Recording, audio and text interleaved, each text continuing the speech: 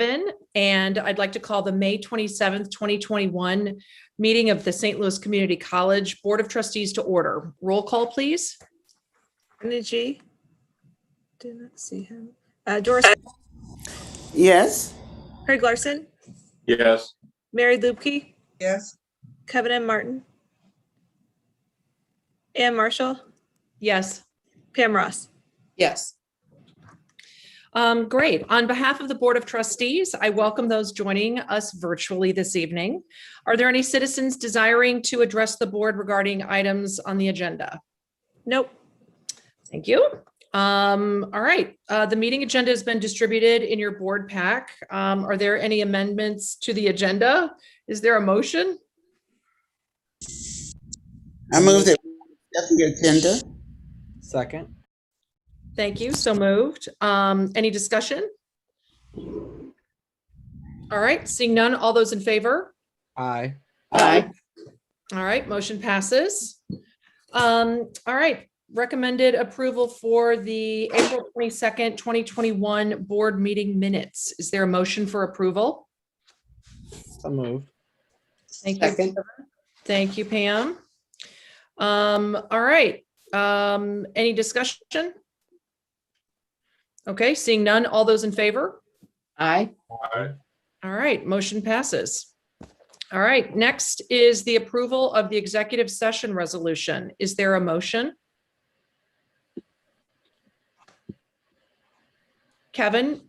Yeah, let me pull it up. Thank you. A resolution expert. The resolution expert, exactly. Ask talker. Yeah.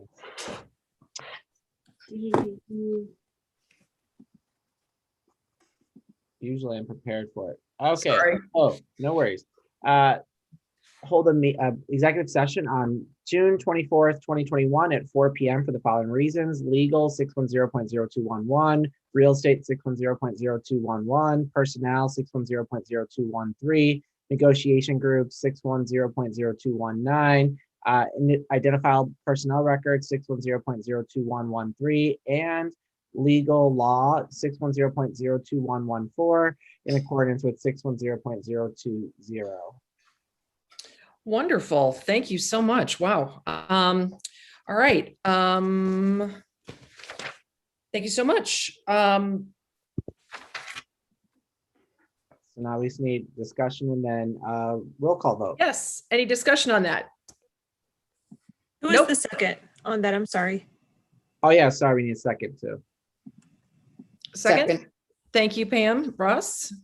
All right. Any discussion? All right. Seeing none. Roll call vote. Graham. Yes. Larson. Lubke. Yes. Yes. Lubke. Martin. Yes. Marshall. Yes. Ross. Yes. Okay. Motion passes. All right. Next is the recognition of student and staff accomplishments. I'll hand it over to Nez Zavala. Nez.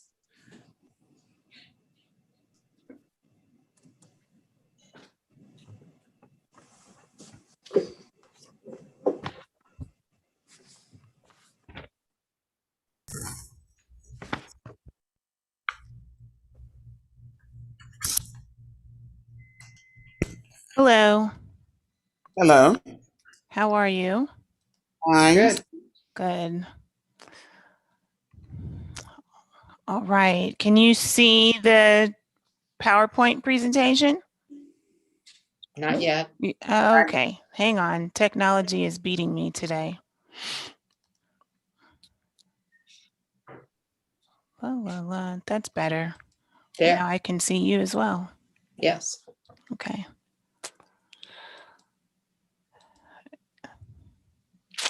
Let me back that up one, please. Okay. Hi, everyone. Good evening, Chair Marshall, Chancellor Pittman, trustees, students, faculty, staff, and guests. I'm Nez Zavala, Communications Manager. Tonight, we are recognizing 5 STLCC students who have displayed academic excellence and 4 others who've demonstrated leadership at their respective campuses. Our first honorees tonight were named to the All Missouri Academic Transfer Teams and the All Missouri Workforce Scholar Team. 4 STLCC students were chosen for the All Missouri Academic Transfer Teams, sponsored by the Missouri Community College Association and Phi Theta Kappa, an international honor society for two-year institutions. Before I read these names, I'd like to ask that you excuse any mispronunciations. I will do my very best to pronounce these as I can, and I do not mean any harm or disrespect if I get your name wrong. Representing STLCC Forest Park are Scott Diep and Mohadesi Mirzi. From STLCC Wildwood are Hannah Wynn and Jacqueline Weaver. Scott Diep is one of 49 students who were also named a 2021 New Century Transfer Scholar for academic accomplishment, leadership, activities, and how they extend their intellectual talents beyond the classroom. There's only one New Century Transfer Pathway Scholar chosen from each state. This program is sponsored by the Coca-Cola Foundation, the Coca-Cola Scholars Foundation, Phi Theta Kappa, and the American Association of Community Colleges. He hopes to become a leader in the engineering field and inspire many generations to come by designing space telescopes or planet rovers. He wants to transfer to Washington University in St. Louis or the University of Missouri St. Louis Washington University Joint Engineering Program. Mohadesi Mirzi earned an associate degree in business administration and plans to transfer to Washington University to focus on business and entrepreneurship. She especially likes working to empower, and inspire women in Muslim countries. She notes that STLCC Forest Park has provided her a very diverse and beneficial educational experience. The next honorees are Hannah Hinn and Jacqueline Weaver, who were named to the All Missouri Academic Transfer Second Team. Hinn earned an associate degree in general transfer studies. She was a dual enrollment student who earned a high school diploma through STLCC's early college program with the Rockwood School District. She plans to transfer to University of Missouri to earn a bachelor's degree in marketing. Weaver was also an honors student and vice president of service for Beta Rho Epsilon. She has an associate degree in behavioral health support. Described as a lifelong learner, Weaver chose this path because she wants to serve others and plans to continue her education by earning a master's degree in counseling or social work, with a goal to establish a nonprofit organization that provides transitional housing to teens struggling with addiction. Sumerlin Reynolds, STLCC Wildwood, was named to the All Missouri Workforce Scholar First Team.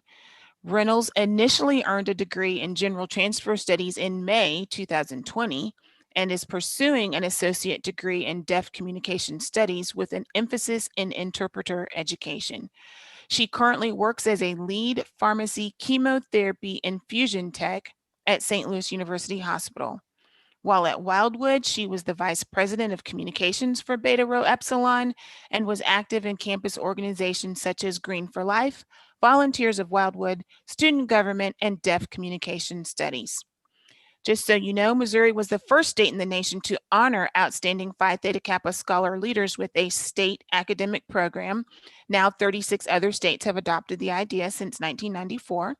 And Missouri recently added a recognition for students specifically entering the workforce after earning a degree or certificate.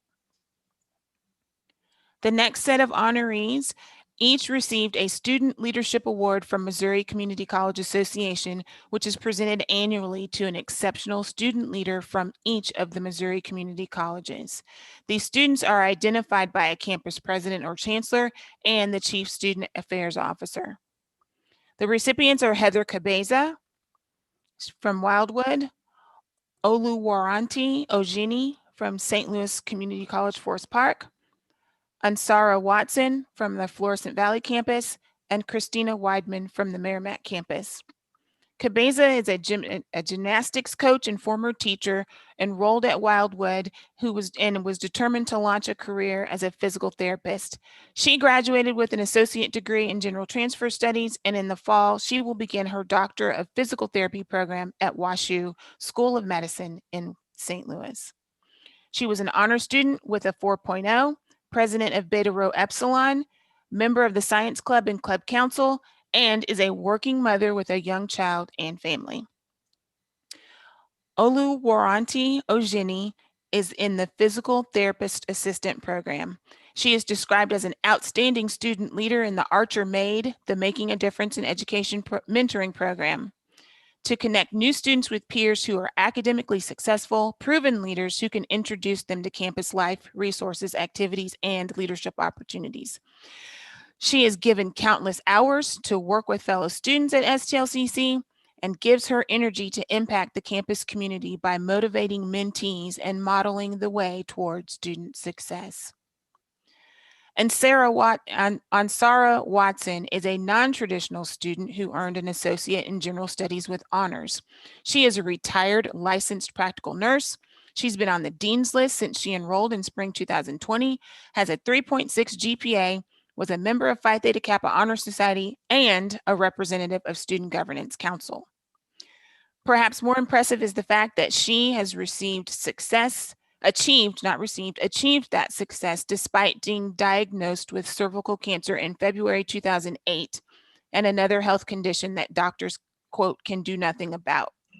Ms. Watson made a promise to her mother, who happens to be a colon cancer survivor, that before she, quote, drew her last breath, she would see Watson finish both her associate and bachelor's degrees, and keeping that promise has driven Ms. Watson to achieve high levels and shine as a leader. On a side note, Ms. Watson's story was shared with St. Louis American and several other local newspapers and was picked up by the St. Louis American. Christina Weidman served as president of the Merrimack Student Governance Council through the 2020-2021 academic year, making community engagement and recognition a priority despite the COVID-19 pandemic. She led several virtual events and activities such as a chocolate tasting to learn about Brazilian chocolate truffles, paint parties, and an international foods virtual scavenger hunt. They also partnered with the counseling department to host virtual events about suicide awareness. And as a member of SGC, she sought nominations to recognize faculty who went above and beyond to support students during the transition to virtual learning in spring 2020. Congratulations to each of these students. We are very proud of your achievements at St. Louis Community College, and we do wish you well as you begin the next phase of your academic and career journeys. Thank you for your time, and this concludes tonight's presentation. Wow, thank you so much, Nez. What a great group of students. Thank you so much for bringing them to our attention. It's You're awesome. welcome. Thank you. Thank you. Next, we've got the quarterly finance report. I'll hand it over to Mark Swadner.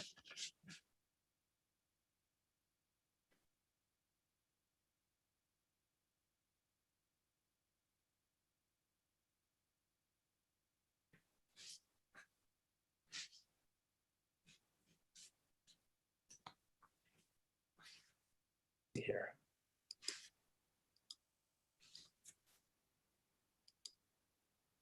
Okay, can you see me now? And hear me? Hopefully.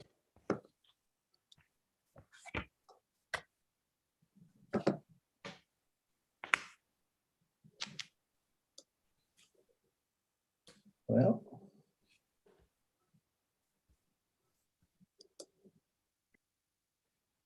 Can you hear me now?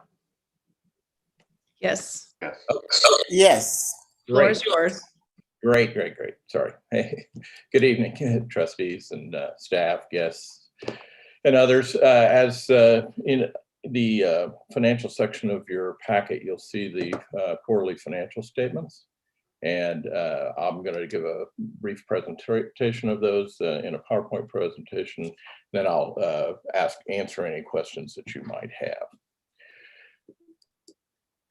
The first slide is the general operating fund, and these match up with the financial statements, the detailed ones that you've received. You'll notice that revenue is pretty close to last year. We'll look a little bit deeper in another slide here coming up as to how we stand for the year.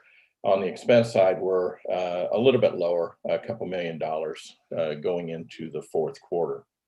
Hey, Excuse Mark, me. sorry, we can't see your slides. Ah, really? Okay. Let me see here. Hang on a second here.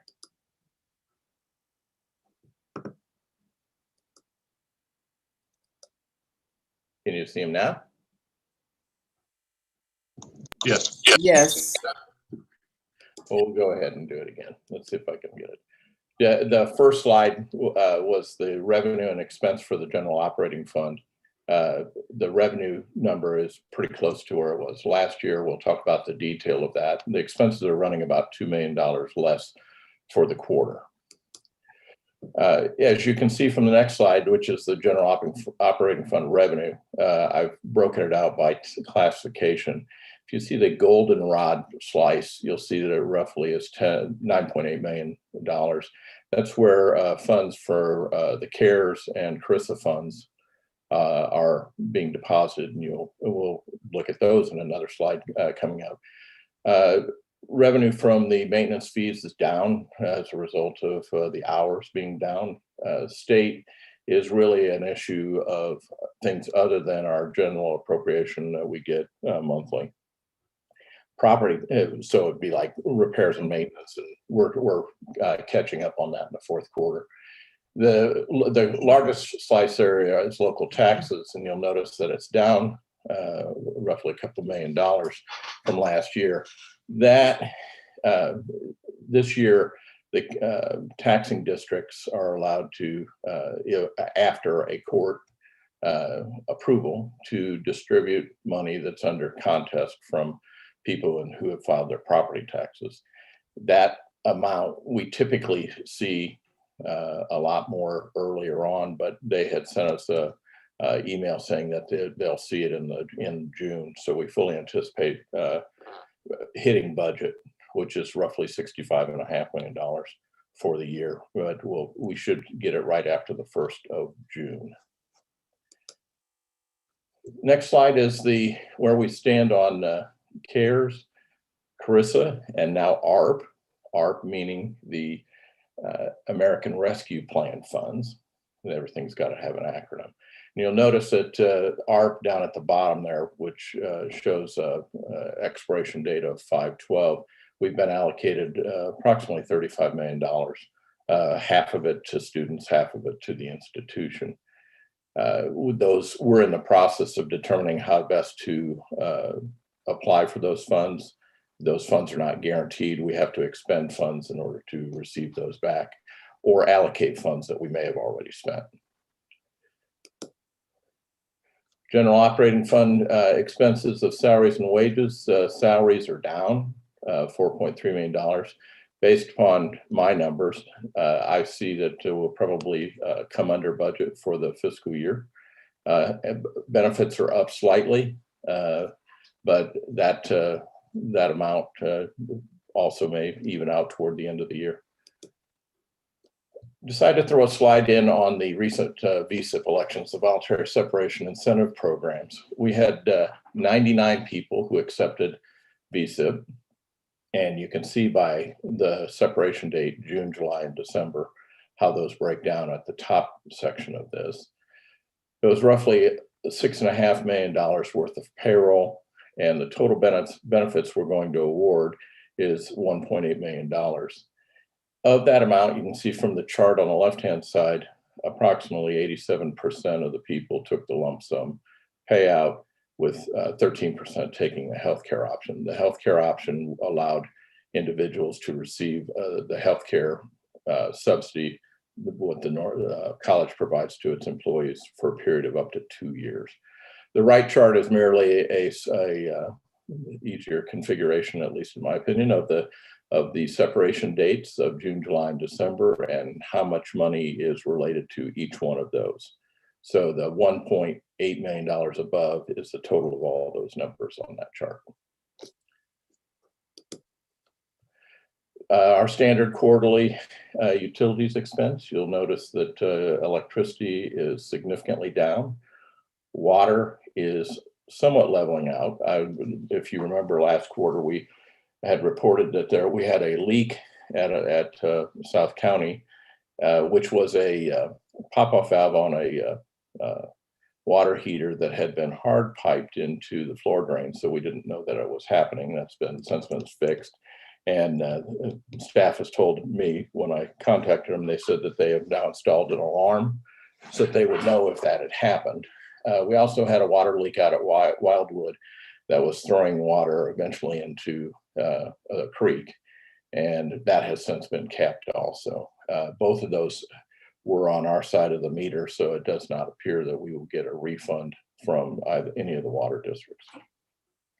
Gas is up slightly, but in between 19 and 20. Electricity would be because of, obviously distance learning on the campuses.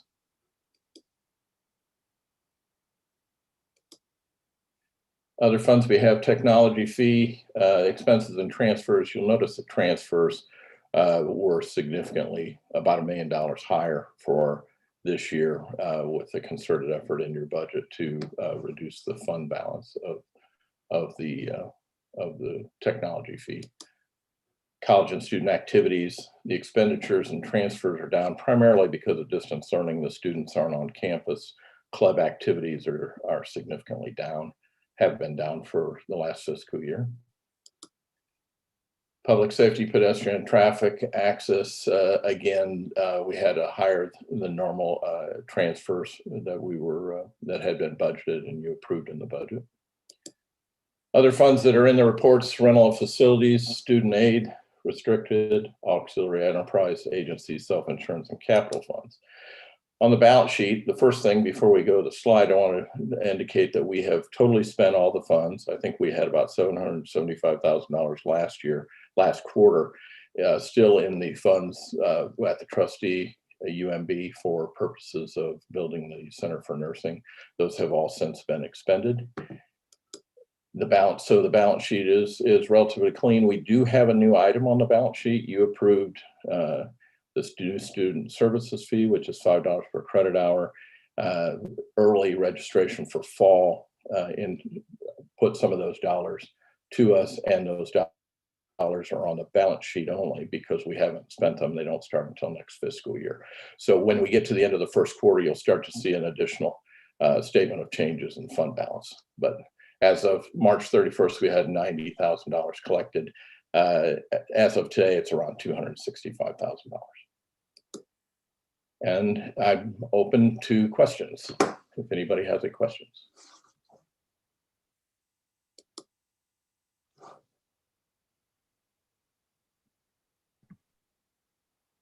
Okay, nobody has questions? Well, thank you so much, Mark. That was really informative and great to know that we're in good hands, and nice to see that pot of money for the child care center is growing. So thank you very much. I'd like to talk about next is the FY22 draft operating and capital budget, and I'll hand it over to Sherry Kiefer and Paul Zink. Thank you, Madam Chair. Paul Zink, Vice Chancellor for Finance and Administration here, and I thank Mark for all of his work as well. I've got a great team in finance, and joining me is another member of our team in the finance area, Sherry Kiefer. And we'd like to tell you where we are with the budget for our next fiscal year. There's been an awful lot of work by people across the district to get to this point. Sherry is sort of the orchestrator of all of that and keeps us on track. So again, I always think it's good to be able to remind folks what a tremendous staff we have here at the college. As you know, our fiscal year ends on June 30. So on July 1st, we will begin fiscal year 2022. I'll just kind of start with some good news. It's always a good way to start. I feel very comfortable with the budget that we are presenting this evening. I think we, in addition to what Mark just showed you on the balance sheet and the fiscal situation this year, we're in a pretty strong position. We've had a great year by way of funding from the state as compared to every other year since I've been here. And so lots of good news to share there. So we'll kind of get to it and through the detail, just ask you to stop us if you have any questions. I always think it's good to remind everybody why we're doing this. So you have a board policy that sort of directs all of this, and we present the budget to you this year. You'll recall back in February, we had a budget planning workshop with you following one of your meetings. And we will hope for your consideration of the budget that we're presenting this evening. And certainly it'll be presented again, not with this sort of presentation with such in-depth detail, but certainly in your board package next month. So we'll have an opportunity to talk again. And just to be completely fair and honest, between now and that June board meeting, so there's often a lot of little tweaks that happen as we continue to learn more about what's going on with things like enrollment, with things related to expense projections, even possibly with state funding. So just want to make sure that we're upfront about that. You see, following on board policy H2, what your policy says, some guidelines are that we should follow in the preparation process. And in our administrative procedures, we further sort of define that process. And as I said, there's been just a tremendous amount of work going on across the district for the last several months. And in fact, much of this simultaneous with re-presenting last year's budget to you several times as the situation has been challenging and changed over the last several months. So this is a very inclusive process across the district, and we're very fortunate for all the work that goes on there. Revised Statutes of Missouri sort of sets the standard. The big takeaway from this slide is we're expected to prepare an annual budget, which your board policy also says, of course, and also that we should have a balanced budget in essence. So we have done that again this year from a standpoint of our general operating budget that we are presenting to you. In the board materials on board docs, you will see the item is shown here, the draft budget book. And it's in your meeting agenda materials, contains more detailed information, much more so than we're going to present to you tonight, just in interest of your time. And it's a draft. And again, as I said, there may be some adjustments between now and June. And in June, we'll certainly provide an explanation of any of those adjustments to you. The page numbers that we'll refer to throughout this presentation, as far as this budget book, refer back to the page numbers that are printed at the bottom of the page. So depending on how you're viewing it, if you're viewing it in PDF, sometimes that's a little confusing. So let's dig in, kind of set the stage there. And general operating funds, you see here, the fiscal year 2022 budget, that's the numbers in the very middle of the screen.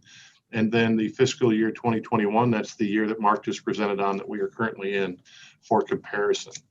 I will, again, just remind you, we changed the current year budget several times. So the numbers shown throughout our presentation are those that were most recently adopted by this body in, I believe, your February meeting. So this includes all of the adjustments we made throughout the year. You see here some changes to revenue and some changes to expenditures that are, accordingly sort of in balance to keep us where we are. Now, I did say earlier we had a balanced budget. So let me just explain this slide and why it doesn't balance to zero. What we call our general operating funds is a combination of three different pieces of the budget. You'll see that in the detail of the budget book. Actually, four different pieces now, excuse me. It includes the general operating fund, which is the one that I had mentioned before was balanced. It also includes our technology fee fund, our student activity fee fund, and the newest fund that Mark referred to earlier, the student support services fee. And what we have done again this year is we are using fund balance that had accumulated in some of those other funds. And most notably, you'll see in the technology fee fund, because we have a fund balance that's accumulated there, we are using that to fund technology efforts in the coming year. So the operating fund summary, again, you see that balanced budget. That is the majority of the numbers you saw on the previous screen. And again, you will find these on page 6 of the budget book that was presented. And this does not combine those other funds. Always like to show pie charts because you're not a good accounting person if you don't. Finance people need to have pie charts, right? And so this shows our projected revenue with a little bit more detail in a visual way for the 2 fiscal years, with the fiscal year 2022 being on the left and of course the previous year on the right. What I think is important takeaway from this is it shows that the proportion of where our revenue comes from doesn't really change that greatly. We have 3 main sources of revenue, as you know, local taxes, state aid, and our fees. There is a shift a little bit from year to year, just depending on how the numbers work out. So you see that our local taxes in the coming fiscal year will make up a bigger amount of our overall revenue than they did last year. And accordingly, state aid and maintenance fees have also adjusted just slightly. The other income piece, which is noticeably different there, the other income last year included the sale of our downtown location, the 300 South Broadway Cosan Center building. And so that was included in the other income last year. And of course, we only get to sell it once. So we had to take that out of this year's budget. Looking a little more closely at the revenues, local taxes is a very good story. We are very fortunate here in St. Louis Community College District to have a great base of property tax. I was just looking at some numbers today that showed, our property tax and how it compares to the other community colleges across the state. We're very fortunate that while our tax rate is low, the taxing base is high. And so you see here, we have budgeted $65 million in that middle column for this current year. That's the number Mark mentioned earlier. And we are increasing our estimate of that in the following year, in fiscal year 22, by nearly $5 million. This is a reassessment year for property values. And so this is based on information we've received from St. Louis City and the 3 counties. And so we're pretty firm, or pretty comfortable, I should say, with this estimate. And you can see it also compares with what that estimated actual is this year and was last year. I will note that from a standpoint of property taxes, one thing that a lot of concerns have been, are taxes actually going to be paid and collected? So from a standpoint of accounting and budget and so on, we book 100% of what we're expected to receive. If we don't receive it this year, it is almost certainly going to be received in some future period. So it just sort of stands as a receivable. So that's why you do not see those numbers being impacted by sort of the current economic situation in our region. Moving on to state aid, you see a little bit more of a history here of state aid. You see in fiscal year 2020, which was that middle set of numbers when the pandemic began. So that was a little bit more than a year ago. You'll recall at the end of that year, the governor withheld state funding from all sectors of the state, and certainly higher education was hit with that as well. But we had a recovery this year. We actually received all of the appropriated, all of the funds that were in the budget that was passed to the governor. And we will be receiving them, I should say. And then we had a great year in the legislative sessions. So there was a $10 million increase to community colleges core that's being split between St. Louis Community College and the other 11 colleges in the state.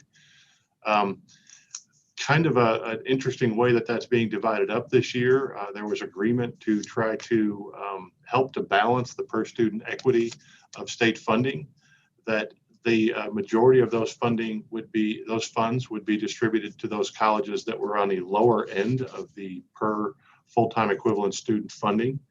And we are not one of those schools. So we received less of that $10 million than we would ordinarily in other years.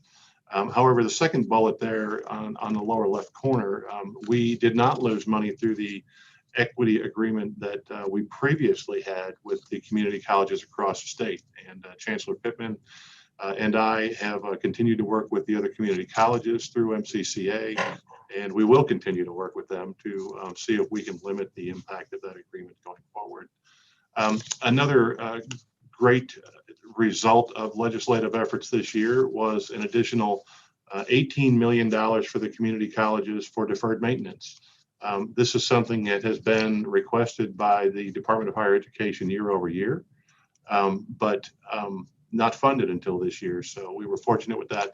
The number you see there, the 1.455 million, so the 1,455,000 is a little bit less because we automatically get 3% of that withheld as the executive reserve at the beginning of the year. And we really just don't budget to get that. So, so again, very positive year from a standpoint of state funding. Moving on to our maintenance fees, some very good news on the maintenance fee side, and that's that you'll recall when we recommended to you and you approved a fee schedule back at your February meeting, we are not increasing our maintenance fees, so that's the tuition that's paid by students.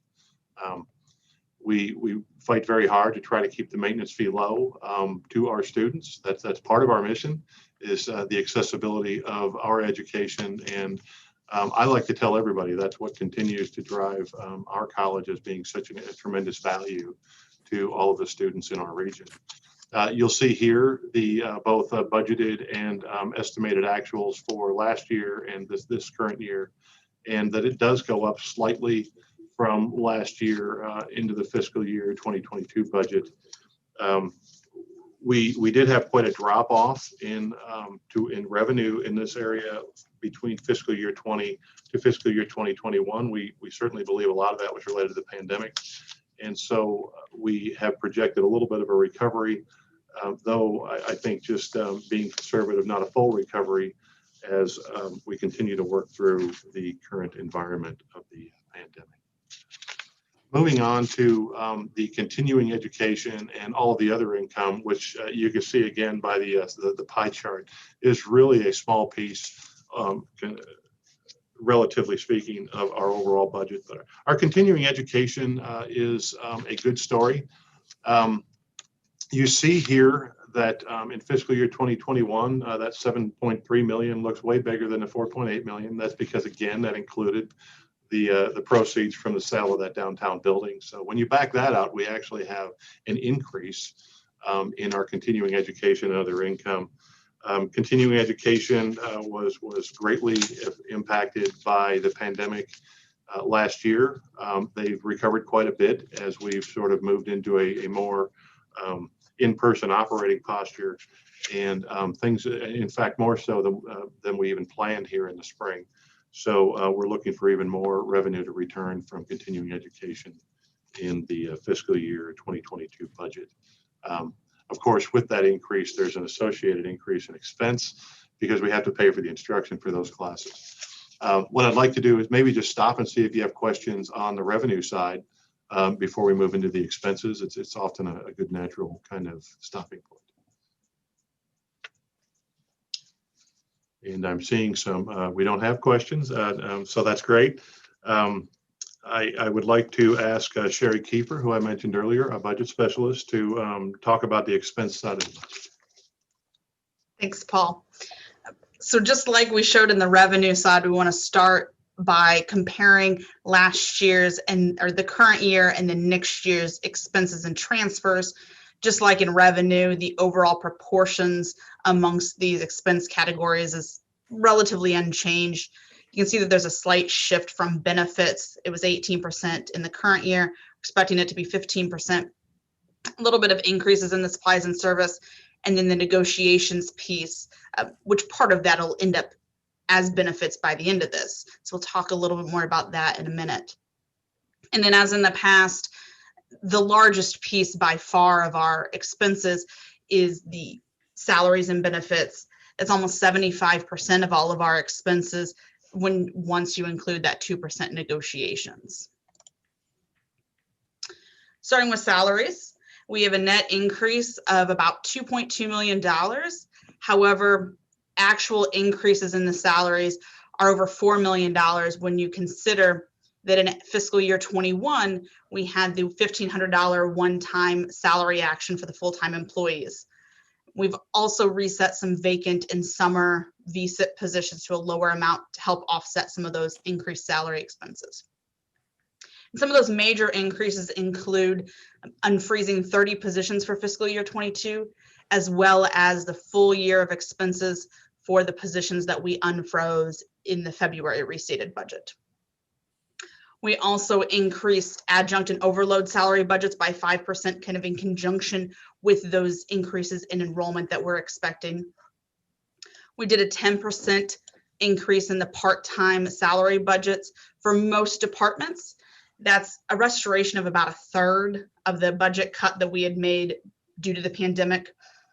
And during the budget process, some departments, such as Academic Support Center, had indicated that they had part-time needs kind of at that fiscal year 20 level or maybe even larger.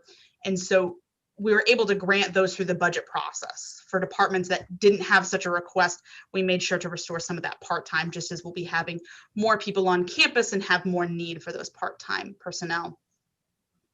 We also have 24 new full-time positions that were based on the department budget requests.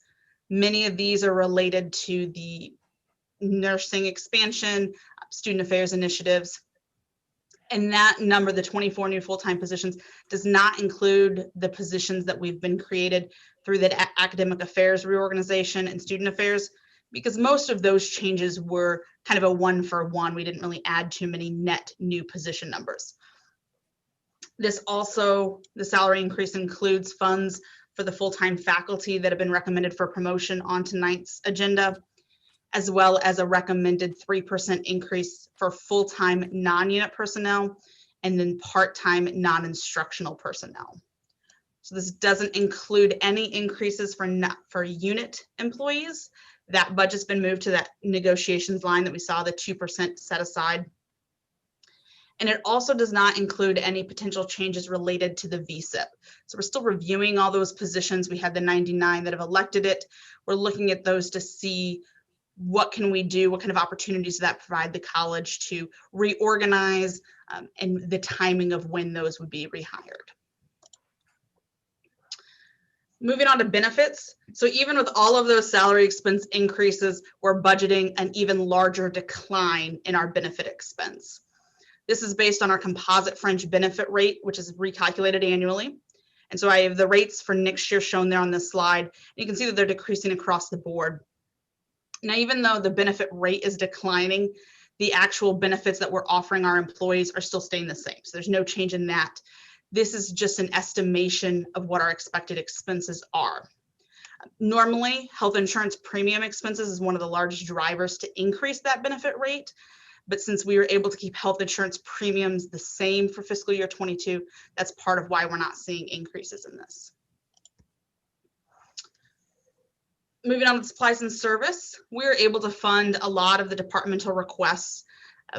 The full list is included in your budget book. It's on page 20, but the largest of them are here on the slide. Election expenses, of course, we're going to see some increases there because of having the tax initiative levy on the August ballot. We've also included some discretionary funding for student affairs programming that's yet to be determined. You know, as they're having new leadership coming in, we want to make sure that they have a chance to take a look at what we have, what are the new programming needs that we'll have.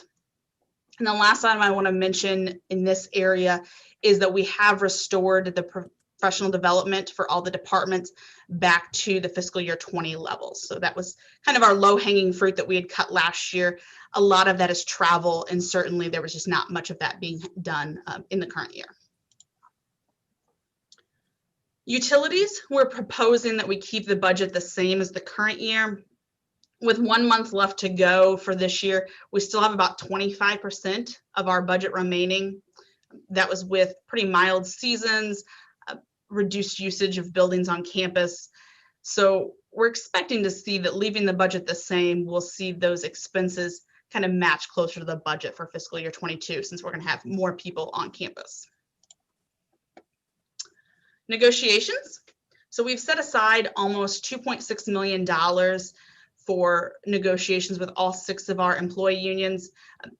This is due to the timing of those negotiations process and when we're putting together the budget for your approval. Now, when we provide an updated version in June, this is going to be one of those changes that we're expecting to see for any of the units that have their joint resolution up for approval in June. We'll reallocate that money from the negotiations, salary, and benefits as appropriate, which we hope that all of them will be on there and we won't have to have a negotiations line. So that's the hope.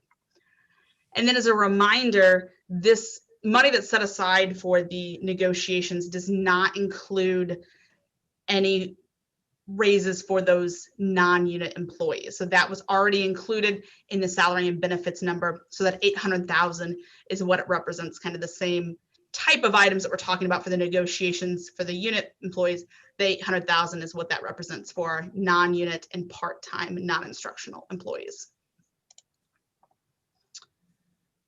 The last part of the operating budget here, the transfers hasn't changed significantly. We're looking at an increase of about 500,000, but the mix of the transfers has actually changed this year. The capital transfer is about $1 million higher. And keep in mind, this is a recurring theme here, that capital transfer was already larger than usual in fiscal year 21 because of those COSAN Center proceeds being used to finish the 4th floor of the Center for Nursing and Health Sciences. So in addition to that extra $3.5 million we had last year, we've increased that another $1 million for this year. So it'll be a pretty transformational year for us. The other big change, though, that's offsetting that increase in capital transfer is a decrease to the student aid budget because there's $750,000 that have been set aside in the current year for the Take One on Us scholarship, which we don't have funding set aside for in next year. So we're going to move on now to the other funds that are part of that general operating. So the first one there is the technology fee. It's on page 7 of your budget book. There's just a slight increase in revenue here that is solely based on the increased credit hour budget because the hourly rate for the students is still staying the same at that $11 per credit hour. And this is the only budget that we're currently recommending using the fund balance. Paul mentioned that earlier. And it's really based on the fact that we are going to have an expense of 2 learning management contracts this year while we're making that shift from Blackboard to Canvas. So we'll have that double expense. So we're going to use the fund balance to take care of that. And I'm sure everyone's waiting to hear, we're going to talk a little bit about the student services fee budget. So this is the new one. It's on page 8 of your budget book. This is that $5 per credit hour fee that's going to start in fall of 2021. We're expecting that to generate almost $1.4 million. And then of that, about 75%, that's what we're seeing in the expenditures there, is going to be used to cover salaries and benefits for 14.5 full-time student-facing positions. And then the other 25% will be used as that transfer to capital to assist in the creation of the Child Care Center at Forest Park. And the intention is that then in future years, that transfer to capital, or at least part of that, can be used to help staff that Forest Park Center. Now, since this is a new budget, did want to share a little bit more detail about the expenses. So in conversations with Student Affairs, we thought it was really important that this fee be used to provide a multitude of services and across the district, since all of the 4 credit students are paying this fee, and they may only interact with 1 or 2 offices on this list. We want to make sure that they are getting usage of that. Certainly, you can see that in this year, it's weighted heavily towards childcare because this includes that transfer to capital there. But when we're looking at those 2.5 positions, we said that, in this year, we don't expect to have anybody at that Forest Park Center, but 2 of those positions are from the Florissant Valley CDLC, that is the actual campus care classrooms that they have there. And then the half a position is the Child Care Resource and Referral Coordinator that was created earlier this year. And the other half of that position is a grant funded position. Now, of all of these 1.4 million of expenses, about half of this are new positions or projects. And then the other half are existing positions that we transferred from the operating budget. This was done intentionally so that we could get this cross-section view of all the different services that we're providing to students. And at the same time, because we shifted those expenses from operating to the student services fee, that freed up some money in the operating budget that we could do some additional new positions and programming in there. For instance, in the fiscal year 22 budget, we're proposing adding 5 career specialists. 2 of them are here in the Student Services Fund, while the other 3 are funded out of the operating, out of kind of that released money. And now this slide shows that same exact 1.4 million of expenses, but broken down by location rather than function. So again, there's a heavy weight towards Forest Park in this year because of that transfer to capital for the child care center. But we really did think it was very important to try and get that cross section, all the different departments, all the different areas of our district. The last part of the general operating fund is the college and student activities budget. It's on page 9 of your budget book. And just like with a tech fee budget, the revenue here is impacted by that slight increase in the credit hour budget. Now, the student activity fee did go up by 50 cents this year, or for the fall, but that's the portion that helps pay for the UPass that comes out of the public safety, pedestrian, and traffic access budget, not the portion that's in this budget that we're showing on screen. Sherry, can you kind of describe what auxiliary services are? Oh, sure. So that budget is used for the bookstores. It has the district-wide print shop. It also would have food service, cafeterias. We're doing a little bit of a different with that for next year, but it's all of those functions that are kind of not part of that core mission, but really important for us to have functions there. Thank you.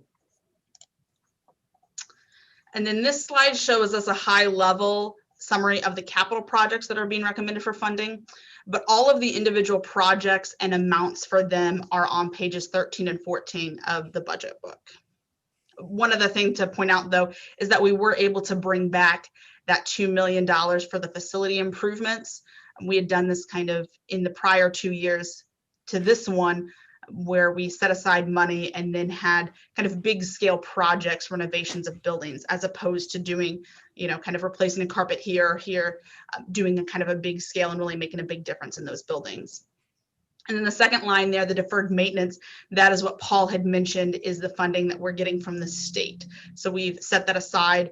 We're not, all of that, those projects are still to be determined, but we have that funding set aside. And then again, we have some of these other funds. We're not going to go into the detail tonight in the interest of your time. The first 3 there are at least partially impacted by student enrollment. And then the rental of facilities and restricted budget are funded by outside entities.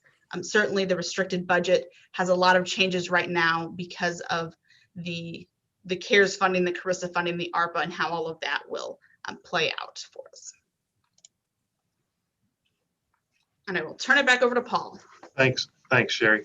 So before we conclude, I just always like to revisit that board policy and sort of those guidelines, and you can see them on screen again here. So our estimated budget should include salary and benefits that do not exceed 75%. We have met that benchmark, and at 71%, as Sherry mentioned a couple of times, doesn't include that piece that's down in the still to be negotiated, which will likely move up almost in its entirety to salary and benefits. The second is the capital fund commitments do not exceed 8% of your total general operating budget, and we're below that threshold. And then lastly, leasehold bonds or debt payments, if you will, do not exceed 5% of our general operating budget, and we've met that threshold. I will just note, you did not see anything in our budget presentation tonight about the possibility of the increased tax that you discussed at your meeting last week. We will almost certainly have to revisit the budget if that goes well. And so we will also probably have to revisit these last 2 items in board policy, because we'll certainly be looking to do a lot more from a standpoint of capital projects with any increased revenue, and certainly be issuing debt to do so. So with that, just some key takeaways. Again, I think in the number of years that I've been here at the college, this is probably the most positive budget story I've presented to the trustees. And I'm very thankful for that. No increase to our maintenance fee rates for students, which is great. No increase to our health insurance payments, which is always a big concern for our employees.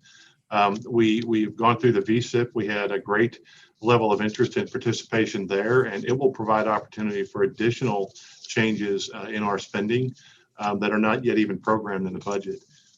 Everybody loves when we are able to recommend salary increase for our employees for the great work they do. And we still have a balanced operating budget, which is again, one of our goals year over year. You also, Sherry had mentioned on the last slide, the stimulus funding in our restricted fund. We have a tremendous amount of opportunity in front of us to be able to spend down these government stimulus dollars to assist us, to assist our students. And so we've just got a lot of efforts going on planning to go on to figure out how to best apply the stimulus dollars, and we'll certainly keep you apprised of that. With that, trustees, this concludes our presentation. Sherry and I'd certainly be happy to answer any questions you have. And certainly, if not tonight, between now and the next meeting, be happy to continue to answer questions you may have. Paul, I have a couple of questions. One, I saw a note that said we were replacing cafeterias with micro markets. Could you explain that?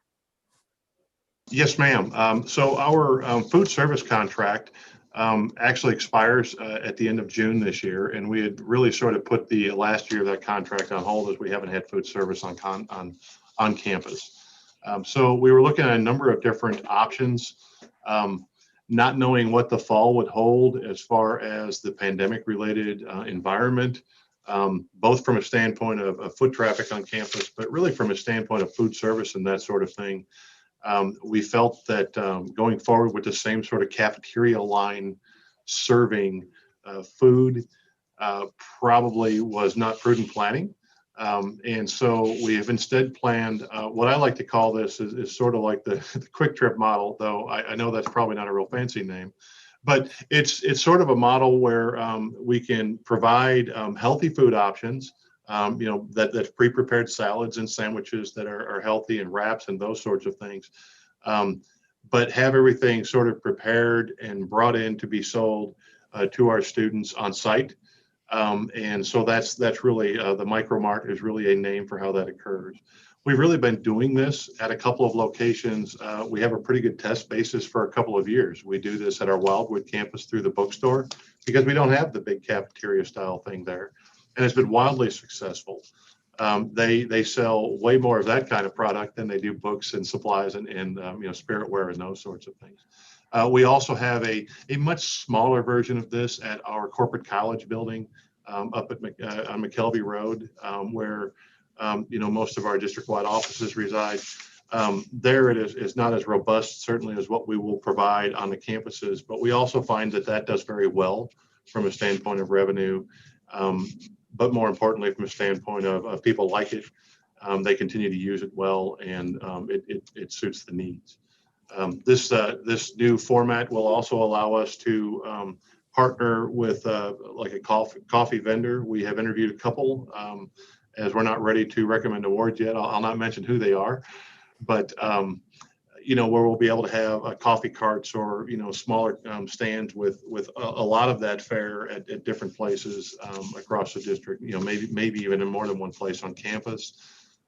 This is really the sort of thing you're seeing in higher ed institutions in our region and sort of across the country. And my other question is, how much federal money did we get and are we getting? I don't have that in the budget presentation, Ms. Ross. I think in Mark's presentation, he sort of had a slide that showed all of the Carissa and ARPA funds. I'm trying to get to that myself so I can answer that question directly. We have received through the CARES Act, which was passed in March of last year, and the Carissa, which was passed in December, and this most recent, what we call ARP, the American Rescue Plan Act. We've received authorization of just a tremendous amount of funding. We have spent out the CARES Act funding, and again, just want to try to get to the right place here on Mark's. So we have most recently received notification that we will receive $17.7 million through the Carissa funds that is meant to basically go directly to students as financial assistance. So we're sort of a pass-through entity in that way. We had previously received $8.6 million for that purpose between CARES and Carissa. We also have received notification of award of up to almost $17.1 million for the institutional funds. And so those are the funds that, as I mentioned, we are planning for how to best use those. There's a couple of challenges. The first thing is nothing comes without strings attached, as you know. So there are really very specific, and in some cases not so specific, very general restrictions on how we can spend those dollars. And that's why we're being very careful to make sure that we're doing everything right. I fully expect with the amount of money that's being passed through these stimulus funds, there will be audits later. And, so we want to make sure we're preparing on the front end. Secondly, these are funds that cannot be used for recurring expenses. They have to be spent out by the end of the award period, which currently looks like it's May 12th of 2022. And so, we really, it's kind of one-time dollars at this point. I'll also tell you all of that with a caveat that the federal government continues to try to figure out what they're doing with this funding and all of the restrictions. The rules for use are sort of written not on stone tablets, but really more in quicksand. So we just continue with that challenge to try to figure out how to best apply the funding to help our students. I have a couple of questions. Thanks again. I think this is probably the best budget report we've had in terms of positive revenue, certainly compared to previous years. I want to first talk about the student affairs. Let me make sure that's the right student services fee. So I do know when we passed that fee, we asked that no current positions come out of that fee. And so I'm just curious as to why that decision was changed from when I know that wasn't an official motion, but that was in the discussion and conversation that only new positions come out of that, and that we're not just transferring current positions paid out of the operating budget into that we really wanted this fee to create new positions and new services and supports, not service ones that we're already paying for out of the operating budget. Well, thanks for the question, Dr. Martin. I'll have to say that I do not recall that part of the discussion. So if I've missed that, we'll need to go back and sharpen our pencils a little bit differently. As Sherry explained during the presentation, we felt that it was important to sort of show students at all locations and through the various wraparound services that we are providing that they are all being affected by this fee that all students are paying. That was the reason for doing that.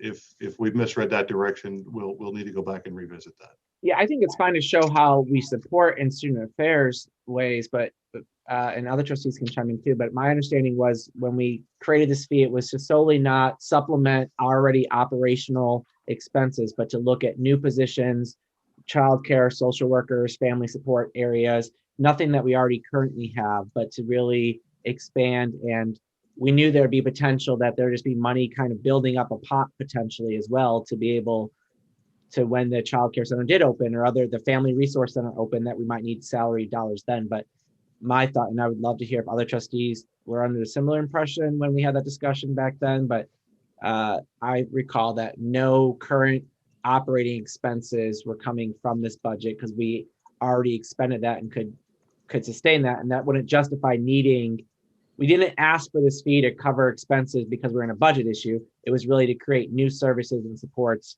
for our students. Kevin, this is Rod. I do recall the same discussion we had, and you're absolutely right. We wanted this to support student support and services that were specifically new and really tied to the resource center and the child care center. And we left it open so that we could, if we wanted to expand it to other campuses, we could. So a great point. One other question, Paul, in this same vein is I didn't see any head count allowed to the Harrison Center. So we covered all the other campuses when we talked about the head count being transferred, but I didn't see anything at the Harrison Center. So if you can maybe go back and look at that, perhaps you or Sherry can do that for us, that'd be great. Yeah, thank you, Trustee G. Can I just verify or confirm, are you asking about head count people-wise or head count student-wise? Student-wise. Okay. In our reporting, typically with the Harrison Center, and we do a similar thing with the South County campus, Harrison Center is included in the Forest Park numbers and not sort of separate out, because when you're looking at these really large numbers by comparison, you just wouldn't see that. And we do the same thing, frankly, with South County. We include that in the Merrimack numbers, but we could certainly provide a breakout of that detail so you can see it. Oh, one other question I had, and I don't know if I don't know if you're aware of it. There is an employee retention credit. I don't know if we're pursuing that as a college.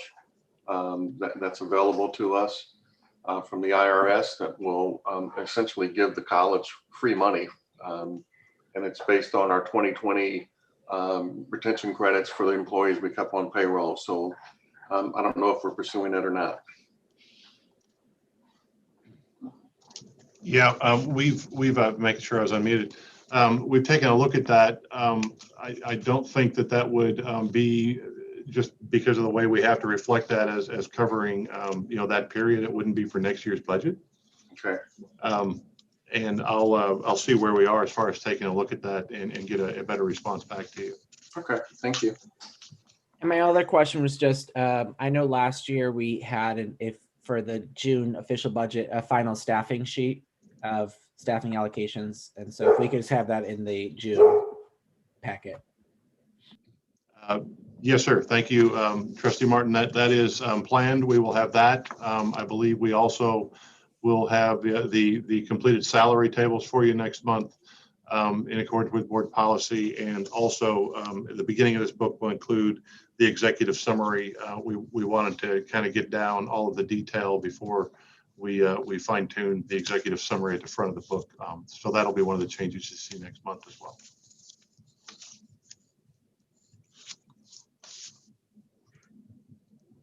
Does anyone else have any other questions for Paul? I don't really have any questions, but I would weigh in on the conversation or the question that Kevin raised and say that I concur.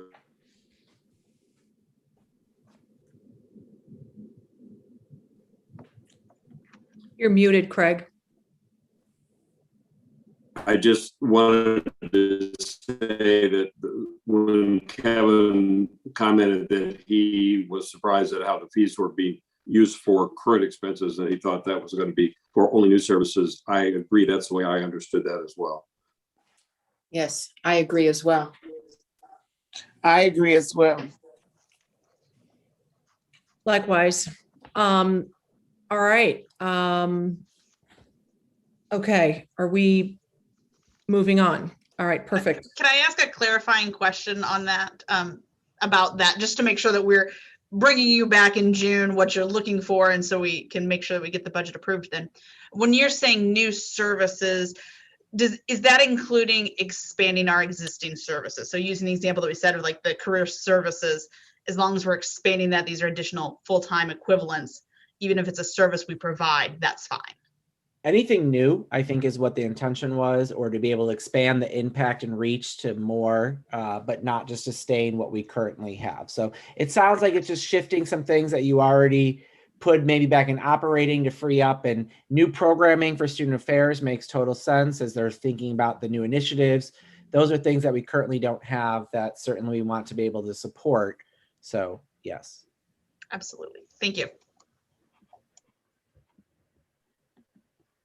Thank you so much. Thank you for bringing that up, Kevin. All right, next is the approval of board policy sections A, board procedures B and C revisions. Do we have a motion?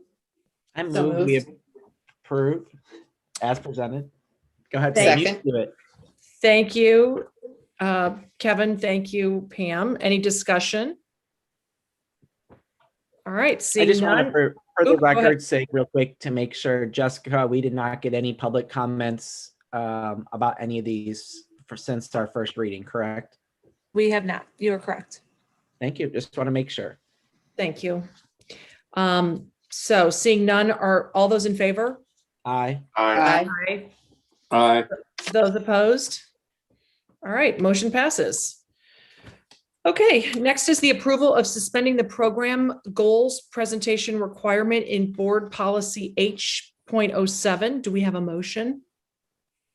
So moved. Second. Thank you. We have a motion by G, seconded by Martin, to approve the suspension of the program goals presentation requirement in board policy H.07. Any discussion? All right, seeing none, all those in favor? Those Aye. opposed? All right, motion passes. All right, moving on to board committee reports. Is there a report from the board policy committee? Just thank you again to Pam and Rodney for the work, and glad to see it go into place. And next January, we'll be ready to go to rock and roll for our next set of policy revisions. So I'm glad we have a good schedule and appreciate Dr. Pittman's willingness to continue to keep those updated. Yeah, thank you. Thank you all very much for your support and your service. Thank you. Is there a report from the board childcare committee? Pam, you have anything new? No, other than the fact that at the 28th ward meeting, which is the Central West End in the city, they would really like to have a tour of the new building. And I talked about the childcare, so there was a lot of applause for that. And I'm hoping that we can get more of the aldermen in the city to come and look at our building and talk about childcare, show them what it's going to look like. So I think that's always important for them to see that we are moving ahead and should have that open in 18 months. Thank you. Thank you. Dr. Larson, we look forward to hearing an update on the tax initiative committee during the board member comments section. Okay. So consent agenda. Is there a motion for approval of the consent agenda items? So moved. Thank you. Second. Thank I'll you. second it. Mhm. Motion by Ross, seconded by Graham to approve the consent agenda. Any discussion or pulling off of the consent agenda? No. All right, seeing none. All those in favor? Aye. Aye. Those opposed? All right, motion passes. Okay, next up is the Chancellor's report. Dr. Pittman? Thank you, Madam Chair, and good evening, everyone. It's great to be here tonight. And I will see if I can get the technology to work. Not that screen.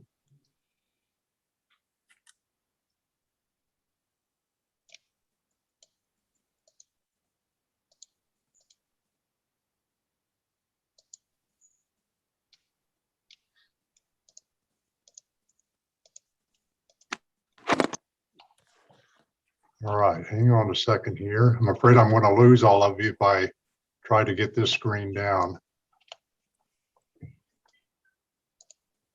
There it is.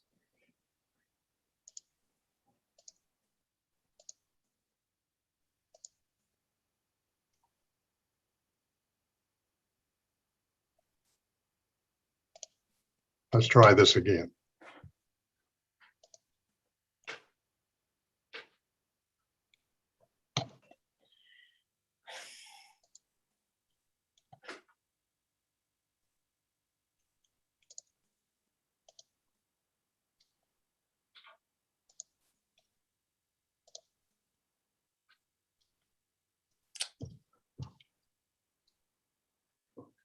Good.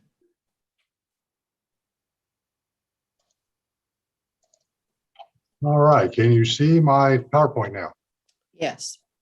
All right, thanks for your patience. Having a little technical difficulties on this end tonight. Well, good evening, everyone. Once again, as you know, Dr. Larson will give you a little update on all the work that the campaign committee has been engaged with. It's getting really fast and furious, and we really appreciate the trustees' leadership in moving forward with a ballot item on August 3rd. So the staff have been collectively working very rapidly to prepare information to share with individuals. And I've got some information and talking points for you tonight.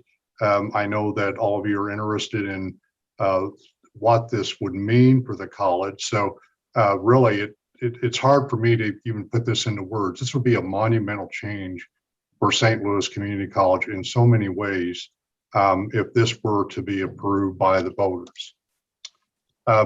Wanted to start out with really kind of the brass tacks here. I mean, this is, we're looking at an 8-cent tax levy increase for the college. That'll be on the ballot item again in August 3rd. We currently had the lowest tax rate in the state of Missouri for all community colleges at approximately 19 cents. If this were to be approved, we would still be fifth from the bottom. So this is not a large amount by any means when you compare us to other community colleges across the state. It would probably put us a little bit lower than the middle pack if that were approved, but it would be a big boost for the college in a lot of ways. If you can see the second bullet point there, really the investment for the homeowners and the taxpayers in St. Louis County would be rather minimal. For a $150,000 home, it would equate to about $1.90 a month.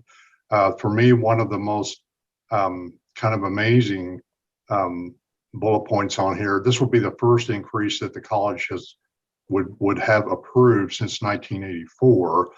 So we know that's like 40 years. That's a long time. With some information about the campaign, this would fund in a lot of ways many of the necessary updates to our facilities and programs for the college and its students across the entire district. Many of you know that many of these buildings are almost 60 years old. That presents a lot of challenges for us. So we just have a lot of buildings that just weren't built for 21st century education and pedagogy and how we teach. But it's critical in a lot of ways. I mean, certainly it would do a lot of things for the college if it was approved.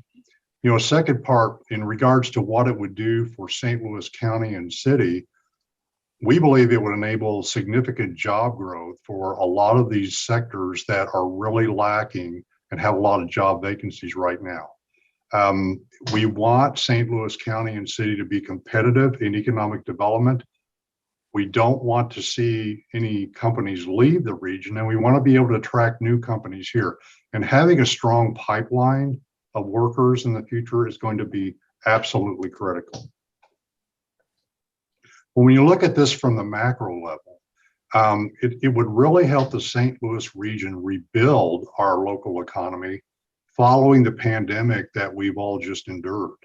And, you know, to me, when that I've lived here 6 years now, I see two really large issues that we're facing. One, there's just a huge amount of job vacancies in some really key areas, and they're listed up here on the screen for you now.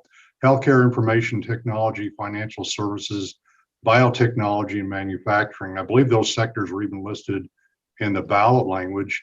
Some of these job categories like nursing or coders has in excess of over 2,500 vacancies right now in St. Louis County. So that's really monumental. Then on the other side of what I consider the second issue, we have a lot of people that are just unemployed or underemployed, particularly in minority students and underserved students.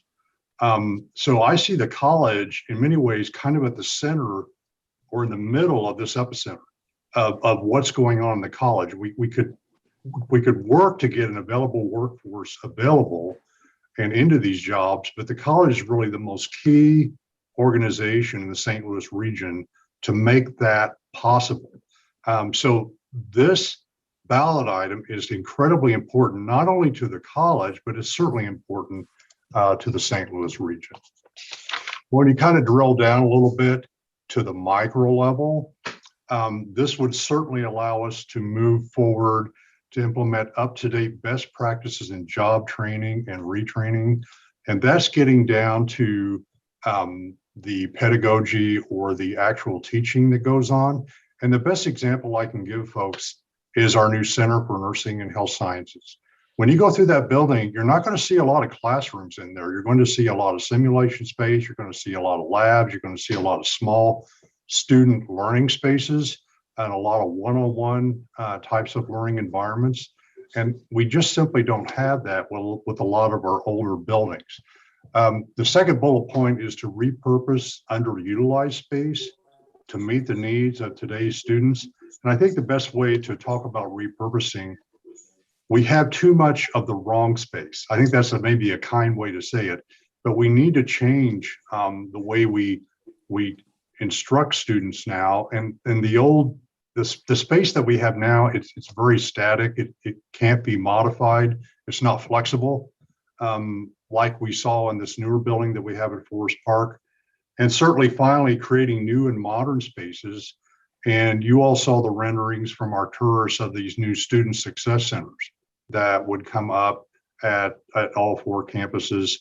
And the work that all of you have done to kind of put resources in place to fund these family resource centers and several other critical wraparound services for these students is something that this type of ballot would benefit if it were to be approved. Couple other things here. We want to focus on providing programs and services that those that are underserved, and particularly in our minority communities. I mean, this would assist in that. I mean, we're working on that now, but this would provide further resources and focus for that. And our largest unemployed groups are our minority communities. And just by our current demographics of our student body, about 40% of our students are minorities. So we need to continue to reach out to them and provide programs, services, and support to engage them in college learning. And this next bullet point is so critical, keeping tuition low and affordable for students. Remember those programs that were on that previous slide, healthcare, biotechnology, IT, those are very expensive programs. We offer those programs at $116 a credit hour, same amount we charge for an English class, same amount we charge for a psychology class. Even those programs cost almost 3 times as much to offer as what we charge for. So if this were to be approved, this would be very impactful for the college of keeping tuition low and making us very affordable. And I want to remind everyone that only 15% of our graduates leave with any student debt. I mean, that is a phenomenal number when you look at the staggering amount of student debt that exists in this country right now. And I always give the example of our 4 kids. We've had 3 boys that have gone through community college in Indiana. They've gone on, they're doing absolutely fantastic and have completed additional degrees. You all know my daughter, my early college rock star out of Wildwood, is now going after a radiology program and radiology degree at Forest Park. But she'll be graduating from Eureka next Friday with 30 credit hours in the bank from the college. So as a consumer, not only as a leader, I'm seeing the tremendous benefit that this provides to the families across the St. Louis region. So I think one of the key questions we always need to answer is, what does this mean for me as a citizen in St. Louis County? Well, to me, this is everybody wins. Every resident in every zip code is going to see a positive impact if this were to happen, because you're going to see these campuses, they would be able to be modernized. You would be able to offer more and different types of programs and services. So really any individual has that opportunity to participate in many services and programs, whether that's for credit or continuing education, not to mention all the programs and services that the college offers the community in general. And finally, the last point here, all ships rise when the local economy improves. All ships rise. So this is a tremendous benefit. If this were to pass, this would be a great thing for the St. Louis region in general. So that's my comments. I'm trying to put together some general information. I'm sending out a lot of letters soon to legislators, other elected officials, just making them aware of what this would mean. And I know that the campaign committee that Dr. Larson is involved with, and Candace, Oliver, and Mark Wrighton are co-chairing. They've got a big job ahead of them to campaign and market this effort. But very, very excited about the possibility, and again, appreciate the leadership of the board, this effort. Any questions? Yes, Dr. Pittman, I kind of missed how many of our students leave with debt? What was that percentage? Less than 15% of our graduates leave with any student debt. Thank you.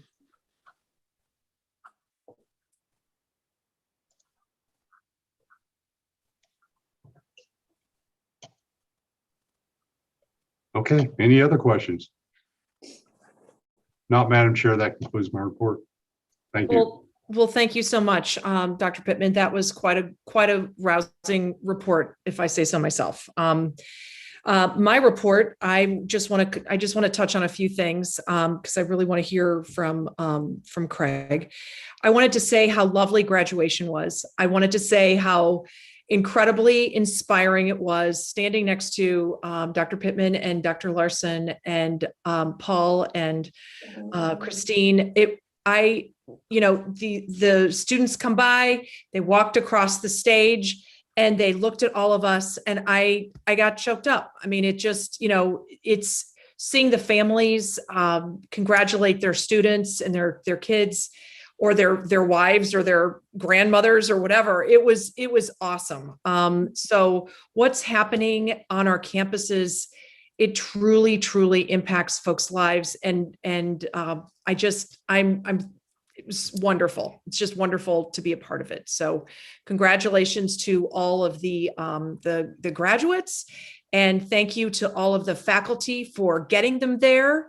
It was wonderful seeing you as well. So, and a big shout out to all of the trustees for spending some time at graduation on the various campuses. So thank you very much for that. That was awesome. I'm so on board with the tax initiative. Everybody that I've talked to so far, neighbors, co-workers, everybody really seems excited about it. So I'm excited to have these talking points and really do the hard press. I'm also really excited about Pam's discussion with the 28th Ward folks. It got me thinking who are the groups that we can invite to that beautiful building? Let's get these folks in there. Let's get Arcturus, to do some big renderings and put them on all the have them on big easels in all the campuses, do a hard press on social media. I'm just excited. I think it should be the talk of St. Louis, and I know it will be. So I'm excited about that. And then lastly, I just want to wish the staff and faculty a great summer, and thank you so much. And I'm just really excited to be here. So that's all I've got. So now are there any citizens desiring to address the board regarding other concerns? There are. We have 4 comments. And just a note, I will be using the 2-minute timer. And so if any comments do go over, I will send all of the comments to all the trustees. So you guys have the full comments. Thank you. All right. First one is from Janessa Hall. Hi, my name is Janessa Hall, and I have been an adjunct professor at the Flo Valley, Merrimack, and South County campuses for over 10 years in the Social Sciences Department. My colleagues and I are currently bargaining for a new contract with the college. I'm writing to urge the administration to negotiate a fair and just contract that demonstrates a recognition of the hard work we do and our dedication and service to the college. During the pandemic, I risked my health and safety by teaching in-person classes. In addition to my normal work of teaching, mentoring, and grading, I added showing up early to sanitize my workstation and open the windows and doors. As the pandemic worsened, I shifted all my courses online and worked many late nights helping my frightened and exhausted students. In spite of the hundreds of hours I put in each semester, my salary is not even 1/5 of what my husband makes in another public service job. I've done the math, and even with a conservative estimate of the hours I put in, I make approximately $9 an hour. I have frequently been unable to teach particular courses because my work doesn't cover the cost of a sitter. I love teaching and I love my students, but when I find myself working long hours with insufficient pay, no job security, and no hope for advancement, I feel defeated. These feelings of being underappreciated and the worries about making ends meet can't help but carry into the classroom. I deserve better and my students deserve better. I'm asking you to do better. All right, next one is from Glenna Gelfand. My name is Glenna Gelfand, and I've been an adjunct instructor in English at St. Louis Community College since 2002.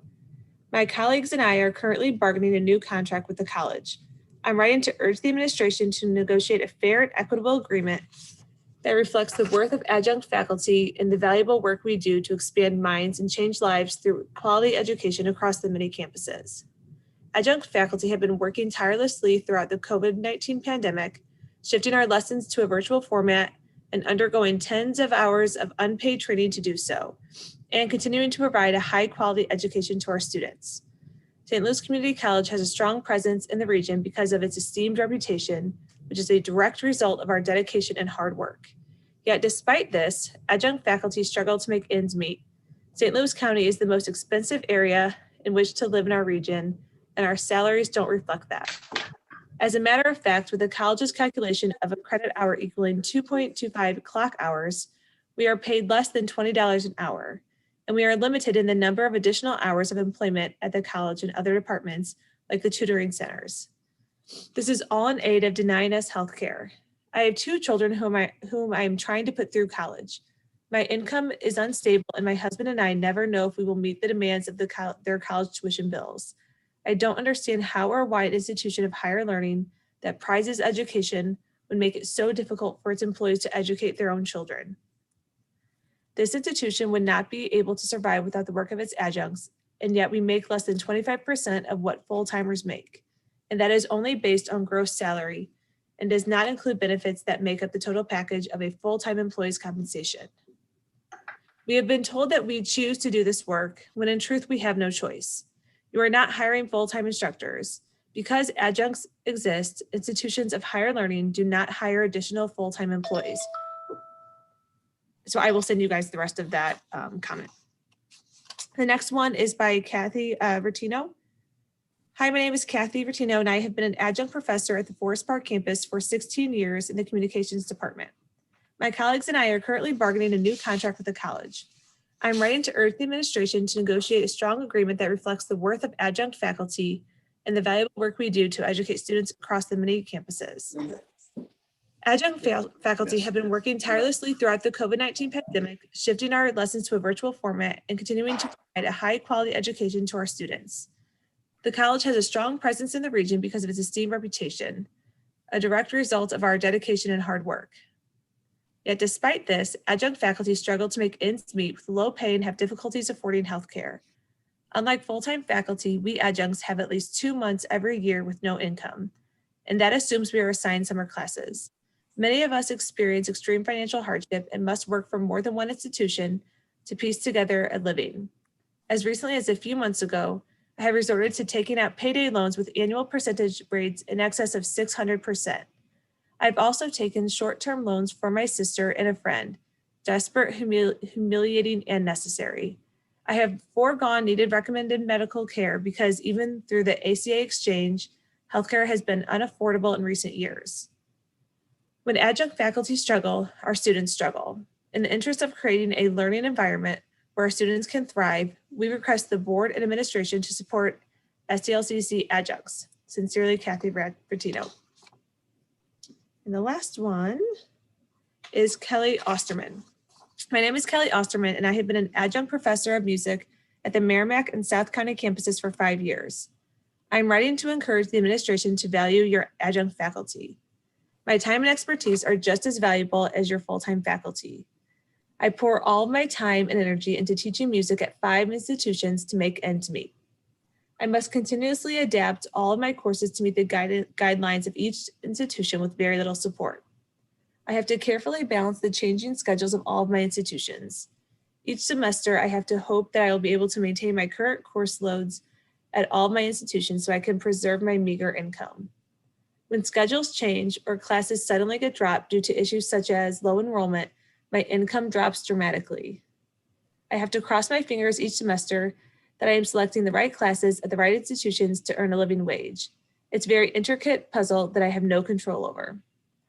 I also must consider driving time in my teaching schedule as I spend hours each week driving hundreds of miles to each institution. I teach significantly more than most full-time faculty, but yet I am paid considerably less, receive no benefits, and must purchase my own healthcare insurance. I purchase my own health insurance through the marketplace, and my rates have increased every single year for the past 5 years. I managed to provide my students with high quality education at St. Louis Community College and my other institutions, despite being paid only a fraction of what full-time faculty make. I am highly educated, qualified, and have significant teaching experience. I work tirelessly to provide a high-quality education for my students. I want my students to succeed and do everything in my power to give them the best education I can. This should be the same goal as the administration, but their adjunct treatment suggests otherwise. In order to create a learning environment where our students can succeed, I request that the administration support its adjuncts. Sincerely, Dr. Kelly Osterman. And that concludes our public comments. Thank you, Jessica. Much appreciated. Now it is time for board member comments. Who would like to start? I can. Go on, be careful going home. I will. I'd like to start. Okay, Dr. Graham. Thank you. I'd like to start because the visiting hours is almost over at 8 o'clock and I have to leave. But I would like to say I truly enjoyed the meeting and our new president. You're doing a great job. You make it sound so smooth, so easy. And I just love the way Dr. Kevin just eases on there, just pushes and makes it even easier for all of us, even for me. I want to thank him for picking me up and taking me to Forest Park for the graduation. It was phenomenal. It was exciting. It rained a little bit. The wind was high, but Dr. Pittman was able to save the stage from falling apart. And that was kind of great. And I want you to know I felt the same excitement that you felt, Annie, because this is what we do this for, to see them graduate and the smiles on their faces and their family members, honking the horns and balloons and all of that is just so exciting. And I just want to say that this board is a phenomenal board and everybody's working hard and I appreciate it. And I want you to do something special. I want you to have special prayer for my husband. His taste buds are not what it should be. He's not really eating like he should. He's lost 10 pounds in 7 days, but he was weighed Sunday. He weighed one thing, but 2 days later he gained a pound. So it's coming up. So thank you. Thank you, Dr. Graham. We'll keep him in our prayers for sure. Pam? Yes, I also really enjoyed the commencement exercises. And I think what was great was that the families came on the campus at Forest Park and could see all the beautiful landscaping and just that they're on that campus, that they see what their family members have gone through. And it was just so great to see them congratulating the graduates. And, it was just a great day. So one of those upbeat moments for us, for sure. So that would be my comment. Thank you so much, Pam. Kevin, anything? Yeah, so I would just echo again, graduation was awesome to be able to see. And I am most excited about August coming around and hopefully that our community will rally together and support STLCC and really the tax initiative and get us where we need to be as an institution and really a beacon for our communities throughout the region and the many counties we serve, and just hope that we get the support out there to get that. And I know I'll be voting yes in August and hope others will join in, and certainly again commencement. And I hope it's awesome to hear and see that our numbers for enrollment are trending in the right direction and not continuing downwards, unlike other institutions possibly are experiencing. So it's awesome to see, and I hope that we get back to a more stable level with our enrollment, and just thank everyone for all their leadership and all their service, and hope people do find some time this summer to relax and rejuvenate and get back to a good place. And remember, self-care is important because tomorrow is never promised. So thank you. Wise words. Mary? I too believe that we have one product, and that product is education. And we saw that reflected beautifully in the graduates who were able to get an education during the pandemic, and to the people who helped them do that and encouraged them. I look very forward to the future. We've had a lot of conversations about the past, about the pandemic, about the challenges. And now we have what I see as amazing future potential for St. Louis Community College to turn a page, to move into new avenues, to broaden our offerings, to reach more students, which I always refer to as scholars, and to make St. Louis Community College a premier institution. I thank the board. It's been an interesting year, a challenging year, but it seems to me that many of you board members have worked very hard to make things happen. So I think I'll go with the future so bright, we're going to need shades. Thank you so much, Mary. Thank you. Rod, do you have anything? Yes, thank you. And I just want to give a big thank you to our faculty and professional staff and my fellow board members. You know, the last 14, 15 months have been unprecedented, not only for our region, but for the country. And for the community college to be where it is today, looking forward, able to make an impact in our community for everyone is basically, in my opinion, just a testament to all the hard work that everyone's done. So before everyone goes and enjoys summer and some downtime, a big hearty thank you to each and every one of you for your efforts. Thank you. Thank you, Rod. Now, Craig, can we have your comments, please? Well, I have to start off just echoing what all of you have said about how graduation touched our hearts. I mean, it was wonderful. It's been such a weird year, and so many of the students reflected that, you know, but their eyes were glistening, they were excited, and their, you know, trucks going by with balloons, and just it was wonderful. So it somehow that made very real for me what it is we do. I mean, I'm sure all of you are thinking the same thing. The college has such an opportunity to change lives, and you could just see that in the diversity of people who went through graduation. As the trustee representative, I would offer a couple comments about where we are as we prepare for the August 3rd Prop R election. First, I want to thank all the trustees. I mean, without your support in putting this on the ballot, we wouldn't be doing any of this. So it's been months of work and reflection, thinking, looking at things, getting research, and thanks to all the trustees for weighing in. We do have unanimous support on the board, which is very important.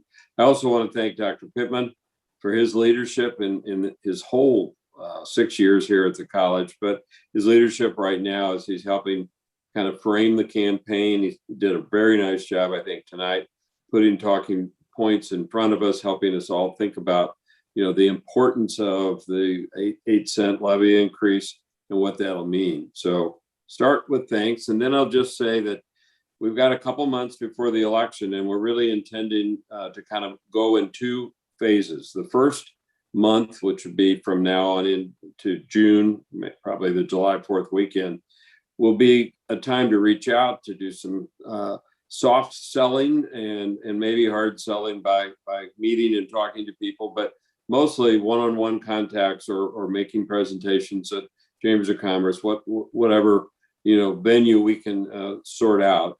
And a fair amount of planning, obviously, for the actual campaign that'll begin right after 4th of July and run for a month, 4 weeks until the August 4th election. So that campaign will involve media, will involve various ways to do outreach, talk to people, a lot of voter contact, and you know that'll be pretty active at that point.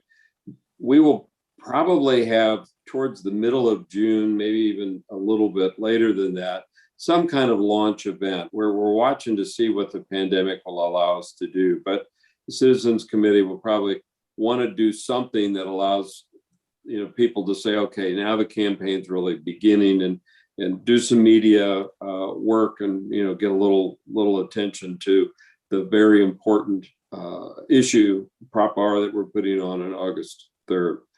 Many of you are helping as members of the board, but also helping as members of the Citizen Committee. I appreciate that very much.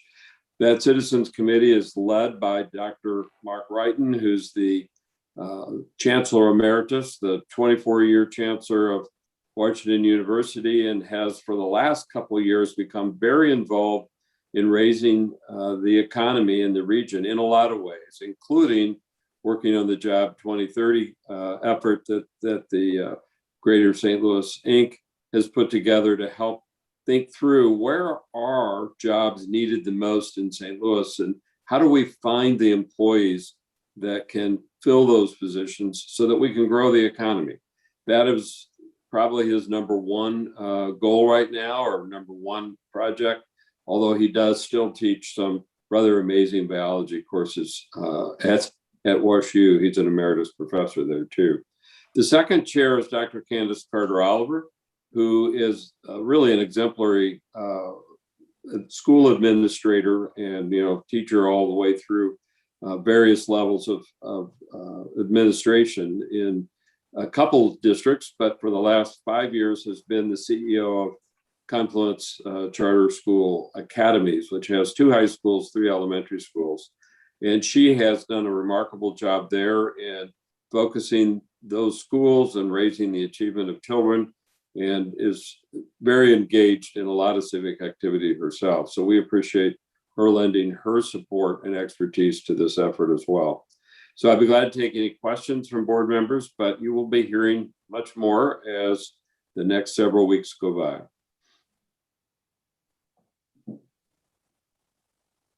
Anybody have any other questions for Craig?